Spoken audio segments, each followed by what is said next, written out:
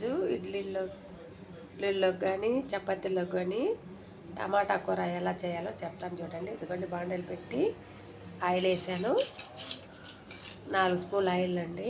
ఇదిగోండి ఆవాలు వేసుకుంటున్నాను, ఉల్లిపాయలు వేసుకుందాము, కరివేపాకు కూడా వేసుకుందాము. ఇదిగోండి రుచి తగినంత సాల్ట్ వేసుకుందాము. ఇదిగోండి ఉల్లిపాయలు వేగుతూ ఉంది, బాగా వేగిపోవాలి.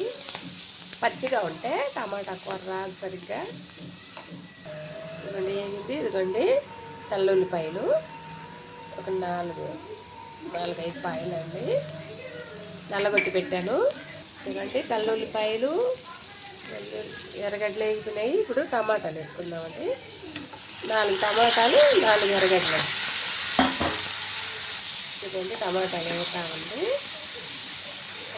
పసుపు 1 స్పూన్ పసుపు వేసుకున్నాను, చిన్న 1 స్పూన్తో. ఇదిగోండి టమాటాలు కూడా వాడికి కారం 1 స్పూన్ కారం అండి, పెద్ద స్పూన్తో. ఇదిగోండి కారం కూడా వేగితే కొంచెం వాటర్ వేసుకున్నాం, ఎక్కువ వేసుకోకూడదు. ఇదిగోండి తగినంత నీళ్ళు వేసుకున్నాను. ఇప్పుడు ఉప్పు కారం చూసుకొని వేసుకోవాలి. మళ్ళీ కాసేపు ఉడకనించి ఆపేస్తాను. ఇదిగోండి టమాటా కూర ఉడికొచ్చేసింది. కొత్తిమీర చల్లి దింపేసుకుంటాము. చూడండి, ఇదిగోండి నేను చేసిన టమాటా కూర నచ్చినట్టయితే లైక్ కొట్టండి, షేర్ చేయండి, సబ్స్క్రైబ్ చేయండి, నా వీడియో లైక్ చేయండి ఫ్రెండ్స్. నమస్తే.